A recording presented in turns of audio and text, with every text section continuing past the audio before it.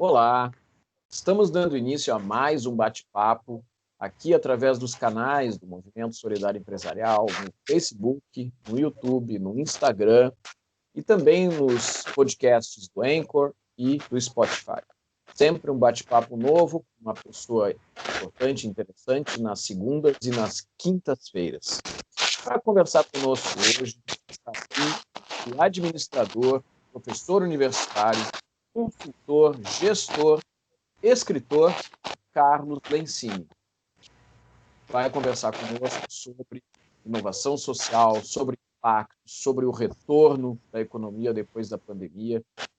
Para conversar junto comigo, Carlos Lencini, está aqui a Ana Paula Rodrigues Bon, do Instituto Florescer, e a Alessandra Fraga, que é consultora de imagem e uma das coordenadoras nacionais da BPW. Tudo bem, Alessandra? Muito bom, Rogério. Vou fazer uma rápida apresentação. Sou Alessandra Fraga, sou empreendedora, sou consultora de imagem com foco na gestão e estratégia da imagem profissional e coordenadora do Comitê de Capacitação Empreendedora da BPW Brasil. Falando sobre o Movimento Solidário Empresarial surgiu com a pandemia, né? Onde nossos negócios, nossas vidas foram colocadas em xeque com a crise viral. Aí nos fizemos a pergunta, o que vamos fazer?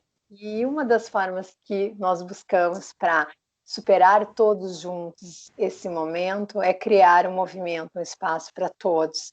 E a gente traz diversos profissionais de diversas áreas para falar, para contar o que estão fazendo, dando dicas também.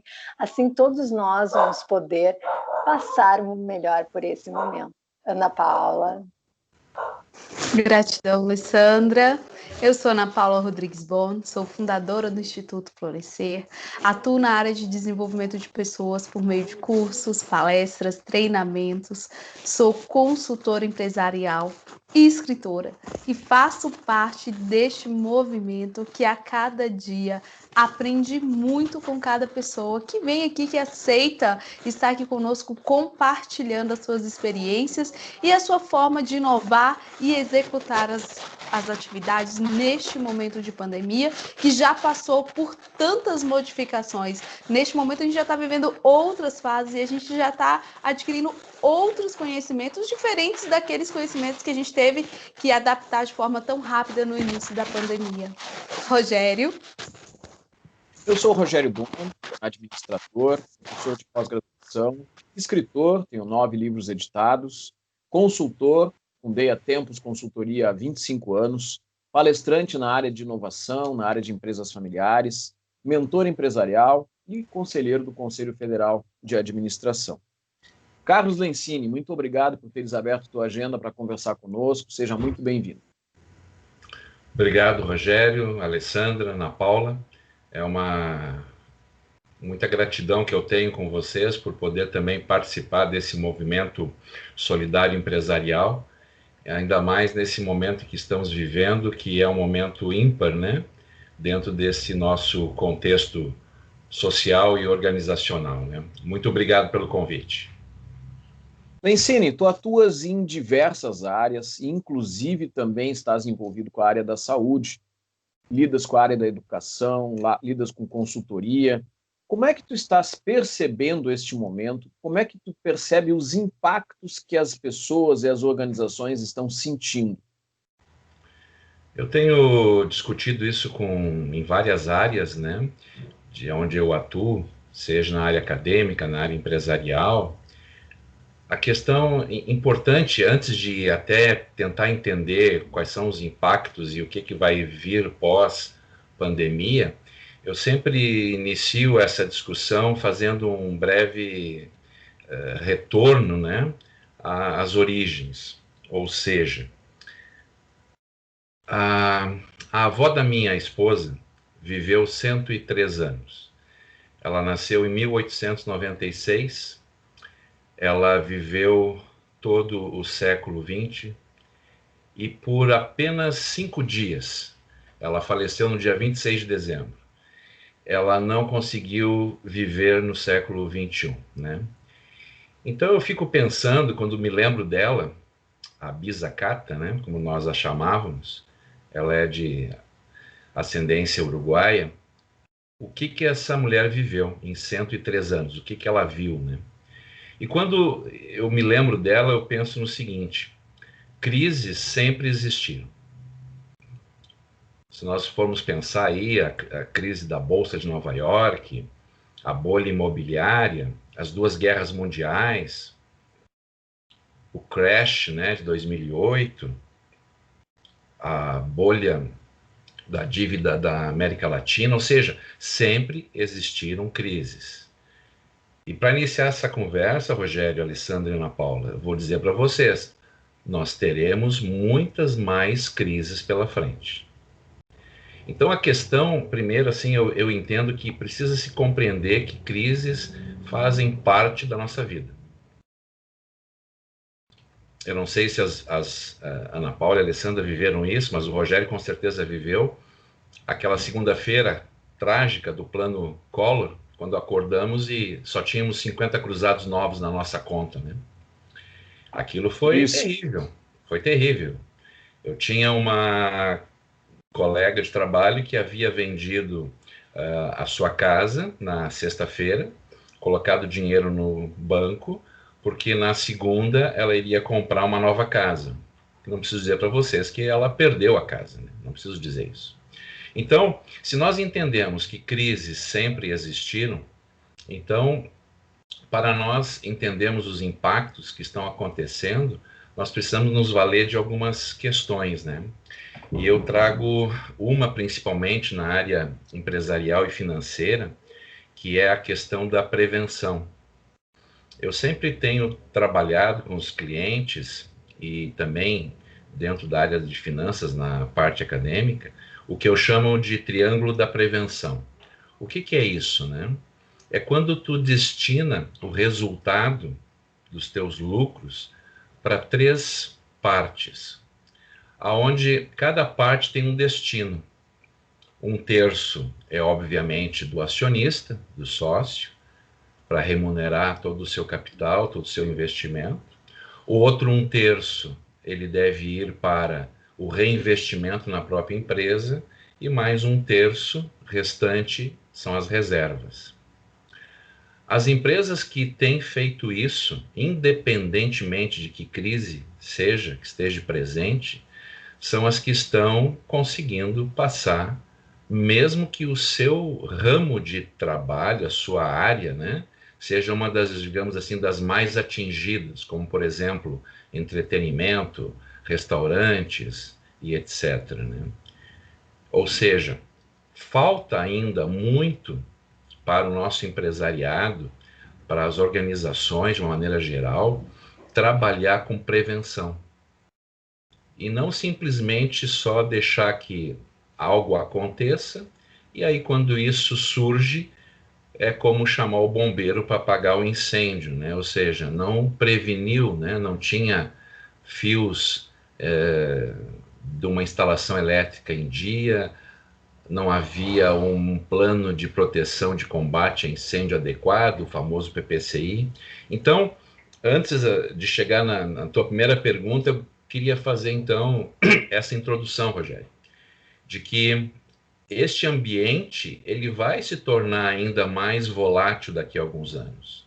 Porque nós vamos, com certeza, como tu disseste, eu trabalho na área da saúde, nós estamos vendo rápidos avanços de final do ano, início do ano que vem, temos a vacina, as pessoas serem prevenidas por meio disso, mas virão outros vírus, virão outras situações econômicas e, como eu digo, né, não que eu queira dizer que eu tenho muito mais idade, mas apenas experiência, já passei por muitas crises. E estou aqui, continuando firme, né, nesse propósito. Então, esses impactos que nós podemos discutir mais ainda, eles pressupõem a sua minimização pelo fato de que eu entendo que eu preciso ter esta prevenção, né? E aí, dessa maneira, fica mais fácil entender os impactos e as ações pós-pandemia. Que tipo de transformação tu acreditas que está chegando para ficar? Porque a gente falou em muitos momentos e a gente está vendo a questão do home office, a gente está vendo a questão das empresas se adaptando com formas diferentes de venda, mas a gente também sabe que muitos desses comportamentos, eles não vão durar. Passada a pandemia, muitas coisas vão voltar a ser como estão. Como estavam? O que tu enxergas que, de fato, veio para se transformar dentro dessas áreas que tu estás envolvido? Obviamente que o acesso ao consumo via redes sociais, utilizando plataformas digitais, via internet, é algo que realmente se solidificou e vai se construir de uma maneira muito sólida daqui para frente. A questão, outras como, por exemplo, o home office, né, isso vai ser de uma parcela pequena da população. Não há como todos, né, quererem fazer do home office o seu novo estilo de trabalho. Não só por questões da própria operacionalização das tarefas e dos negócios, mas também porque não há condições sociais, tecnológicas e financeiras para isso, né? Então, nós ainda não estamos preparados para isso, né? O que mais se reclamava naqueles 2 primeiros meses de pandemia, né, é que as pessoas não conseguiam acessar seus filmes nos streamings e na TV a cabo, né? Por quê? Porque eles não estavam preparados para isso e ainda continuam. Então, uma série de outras áreas vão estar nessa mesma situação. Mas o acesso à internet, principalmente educação, vai ter uma grande transformação, né? Mas o que eu vejo assim de importante para ser entendido pelas empresas é aproveitar esse momento e se reorganizar. Vou te dar um exemplo de um cliente, né, que temos. Com esse novo contexto, ficou muito claro, né, que não havia mais necessidade de tu ter um horário estendido de atendimento. Então, aquele horário que para as lojas de atendimento era até 18 horas e 30 minutos, não havia mais necessidade, que era muito mais produtivo, econômico, né? Tu teres um horário de no máximo 17 horas. E o que aconteceu com isso? Tu eliminou horas extras, tu eliminou banco de horas, sem perder a produtividade e o nível de atendimento aos clientes. Então, essa reorganização interna é muito importante das empresas e se anteverem, né, se prepararem para isso. Porque dessa forma, o que acontece? Tu acaba diminuindo tua estrutura, diminuindo teus custos fixos, mas mantendo uma capacidade de atendimento que, se vier a voltar, o que eu acho um pouco difícil de voltarmos àquele 100%, né? Vejo com certa temeridade esse 100% voltar. Por quê? Porque as pessoas estão muito temerosas, as pessoas estão muito desconfiadas, né? E quanto menos elas se exporem, para elas será melhor. Mas mesmo assim, com essa mudança organizacional e de estrutura, tu consegue ter reduções significativas para fazer frente ao quê? Há uma outra questão, se me permite já adiantar, que vai ser um impacto futuro muito forte, né? O que nós temos visto, né? Muitos empresários reclamarem que não conseguem crédito, que as linhas de crédito prometidas não estão acessíveis. Muito bem. Por outro lado, alguns dizem que conseguem. Mas esses que estão conseguindo, eles estão buscando recursos para manter a operação aberta, para manter a operação viva. Contudo, o nível de venda baixou muito.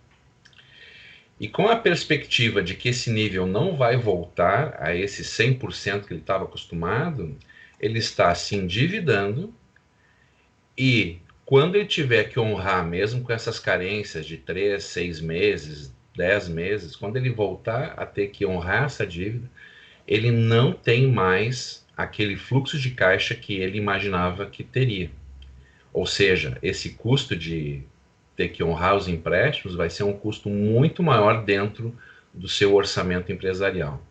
Então, isso é uma coisa que, para os meus clientes e para quem eu tenho mais, né, contato e tenho conversado, eu tenho, digamos assim, alertado, né, que também não é muito propício se endividar tanto para manter a operação, porque a operação hoje não está atendendo 80%, 90%, 100% do faturamento anterior.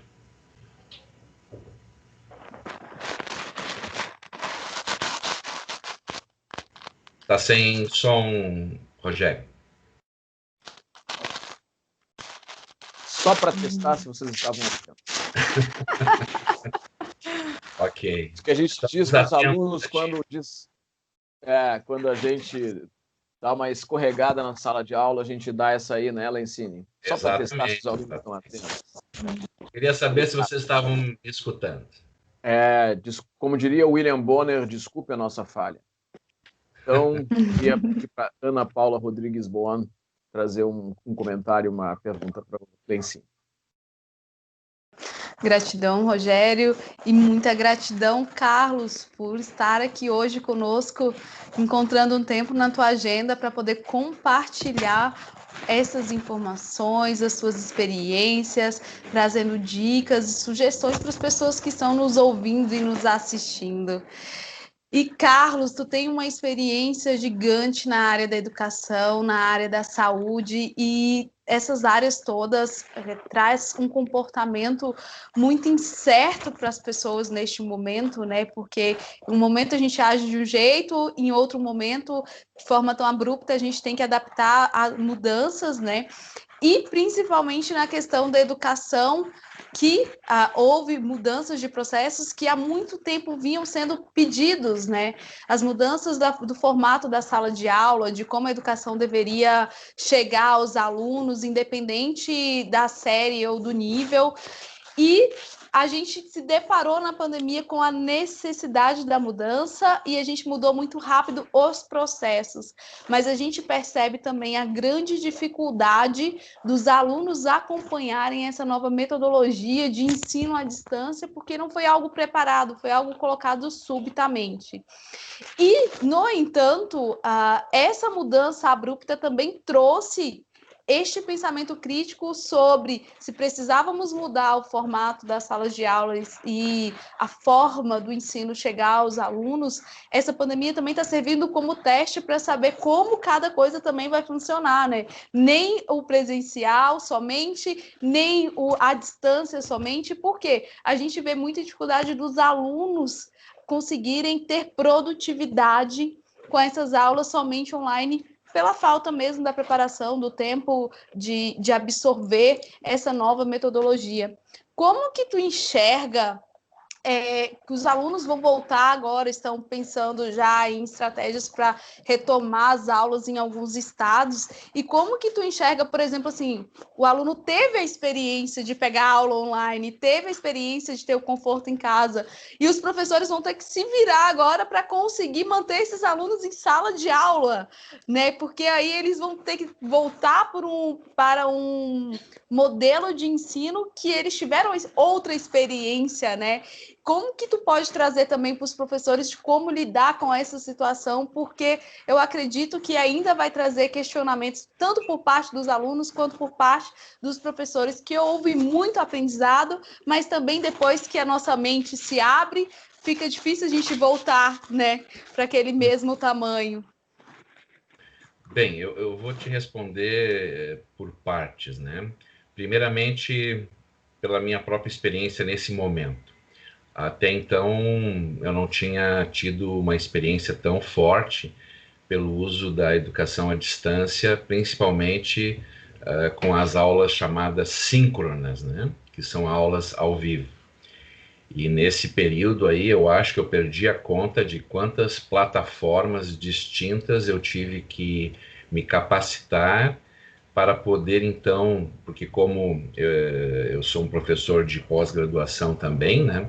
Eu atuo em várias instituições distintas que acabaram certificando distintas plataformas, né?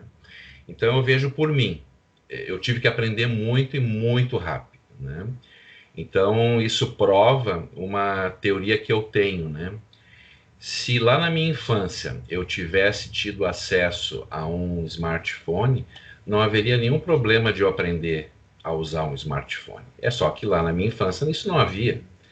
Então eu sou um pouco contrário a essa teoria de que os jovens de hoje são muito mais tecnológicos do que nós. Não, é que nós não tínhamos isso. Nós tínhamos outras ferramentas.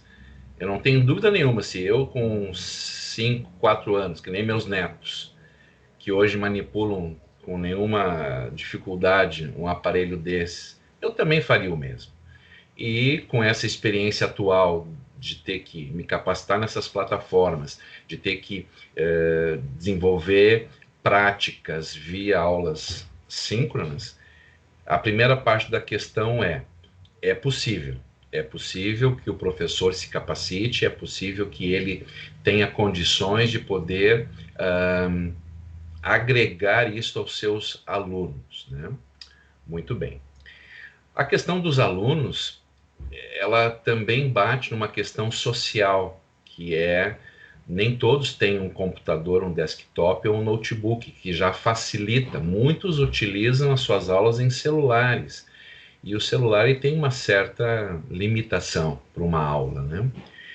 Alguns não têm condições de poder pagar uma rede a cabo para ter um sinal melhor, né? Então, tem essas limitações. Então, é óbvio que nós não conseguiremos atender todos de forma unânime, igual. E, por um outro lado, existe, digamos, esse modelo que está se tornando algo que eu vejo assim, que é o futuro, né? Eu vejo em algumas universidades americanas, né? Eu tenho alguns alunos que estudam fora e que eles já estão participando do chamado ensino híbrido, que é o que eu acredito que seja o futuro. O que é o ensino híbrido, né? Para justamente mesclar isso que tu falou, Ana Paula, de ter que voltar à aula presencial, porque alguns necessitam disso, ou, como eu disse, não tem condição financeira, social e tecnológica para poder participar. O que é o ensino híbrido, né? De tu teres ali durante a semana 2, 3 aulas online e mais 1 ou 2 aulas presenciais, de maneira que tu consiga fazer um equilíbrio. Porque, por um outro lado, sou bem sincero em dizer que, para mim, pessoalmente, ficou muito bom assim. A questão do deslocamento, a questão de perda de tempo, né? E, por um outro lado, eu vejo assim que os alunos estão muito mais concentrados. Eles estão tendo uma assertividade no conhecimento muito maior do que antes. E isso é muito positivo no processo de aprendizagem, né? Então, eu vejo que pode não ser exatamente assim que vai acontecer daqui a um mês, quando, digamos, tenhamos aulas presenciais de volta, ou daqui a 2 meses, enfim.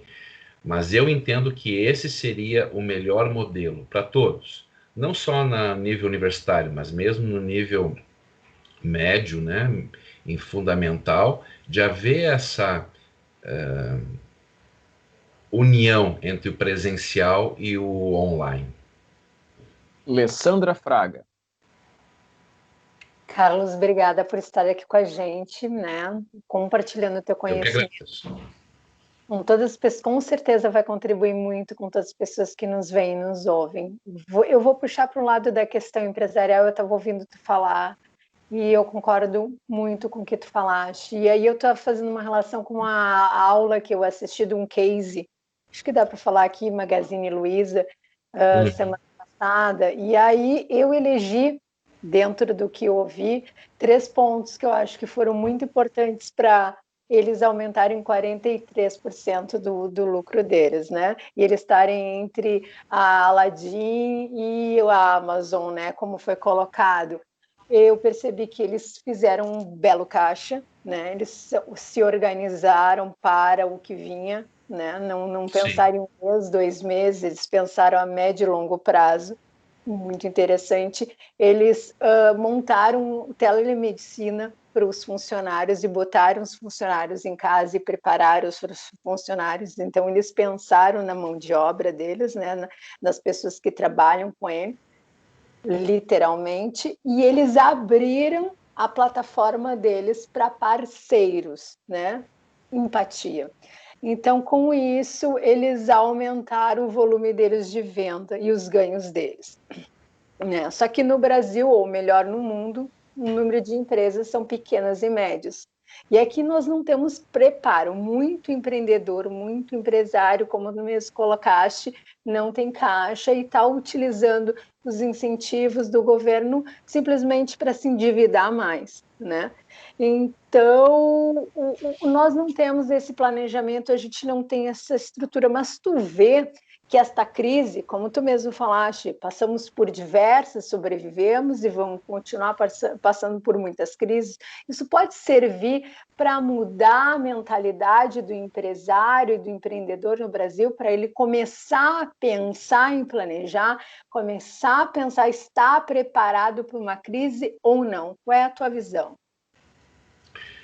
A crise, ela sempre traz consigo rompimentos de inovação, né?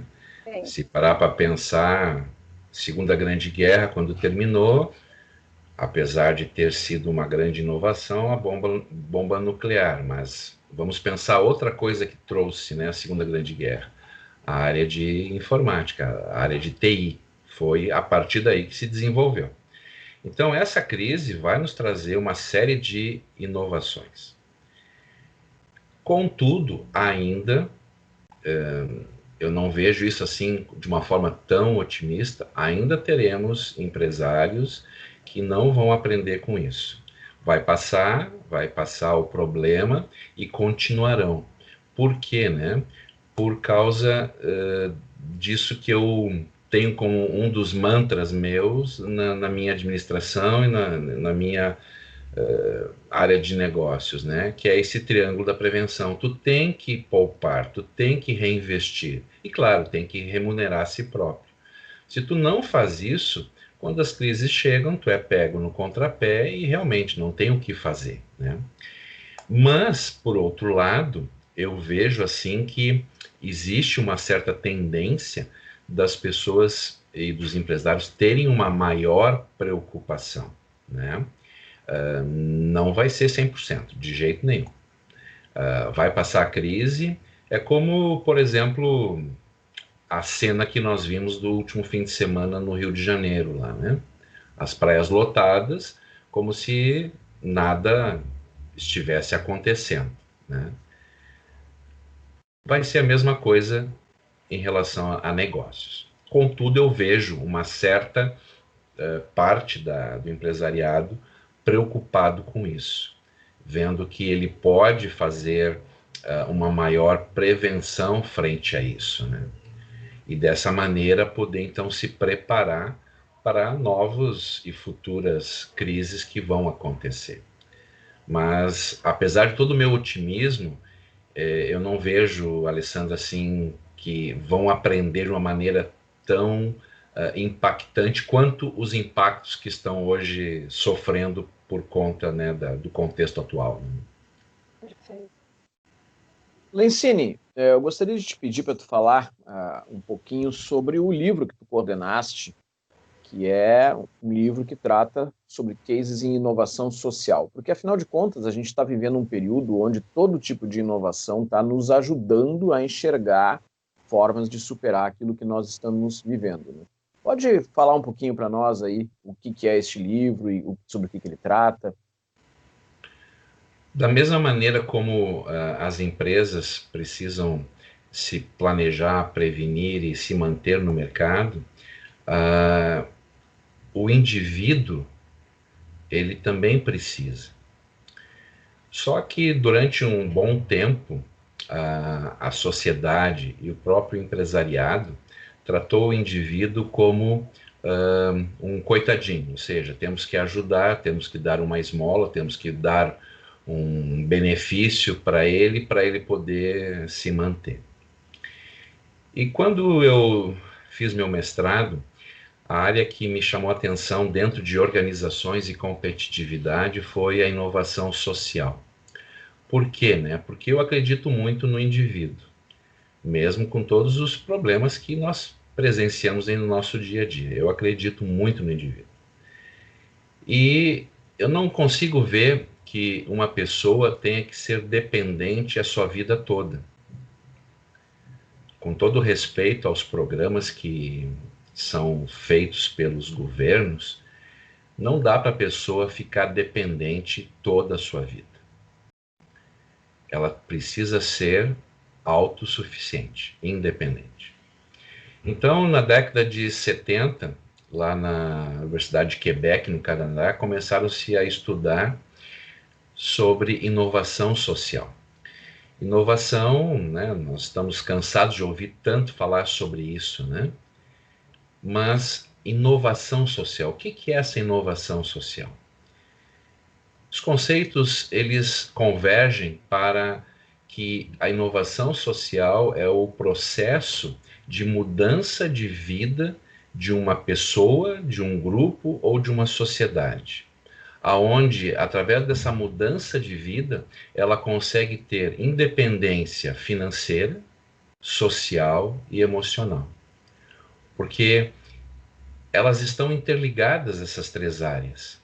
Não adianta eu ter um equilíbrio emocional se eu não consigo ter condições de manter a minha família e ver meus filhos passando necessidade. São coisas que estão interrelacionadas. Então, a partir desses estudos, né, começou-se a desenvolver em vários lugares do mundo como que poderia se fomentar a inovação social. Porque o propósito da inovação social é fazer com que, por exemplo, a Alessandra, que está numa situação frágil, adquira conhecimento, adquira uma habilidade, adquira condições de produzir algo, de prestar algum serviço, e que através disso ela se desenvolva, consiga sustentar a si, a sua família e pessoas da sua comunidade. E dessa maneira ela se liberta daquilo que é chamado dos grilhões da pobreza. Por que é importante muitas vezes que mantenha-se a pobreza? Porque aí já vem discussões sociológicas, antropológicas, que não é o nosso tema aqui hoje, né? Mas infelizmente se tem essa ênfase de se manter a pobreza. Porque quando tu te liberta da pobreza, tu é livre, tu é independente, tu pode decidir a tua própria vida, né? E aí nesse estudo e tudo mais que fizemos no mestrado, eu acabei identificando 4 cases, né, que foram base da minha dissertação, e a partir disso, então, eu continuei a desenvolver esse estudo, né? Então, por exemplo, um dos cases era uma empresa aqui da nossa região, aqui de Porto Alegre, que ele trazia para dentro da empresa pessoas que estavam no semiaberto. E através de trazer essas pessoas que estavam no semiaberto, ele dava condição para ela aprender uma profissão, desenvolver-se, ter um salário, para que quando ela tivesse a sua plena liberdade, ela já estaria inserida no mercado de trabalho sem aquela tarja de ex-condenado, né? Mas claro que para esse empreendedor que eu cito, foi algo muito difícil, né? Ele me relatou que os próprios colaboradores, os empregados da sua empresa, viam essas pessoas com outros olhos, ficavam preocupados de ter aquelas pessoas dentro da sua empresa, né? Mas com isso ele conseguiu fazer com que vários apenados conseguissem uma profissão, conseguissem se inserir na sociedade e voltar ao convívio normal, sem aquela tarja, né? aquele rótulo de apenado. Um outro case foi da antiga concessionária aqui da Freeway, né? A Concepa. Eles fizeram uma série de ações, principalmente com aquelas pessoas que viviam ali na região do Delta, em questão de aprimoramento, né, profissional, questões de desenvolvimento de módulos de transporte. Pode parecer algo assim até muito simples, mas, por exemplo, ali na Ilha dos Marinheiros, melhor dizendo, na Ilha da Pintada, tem uma das travessias que foi um projeto em conjunto da concessionária na época com os membros daquela comunidade.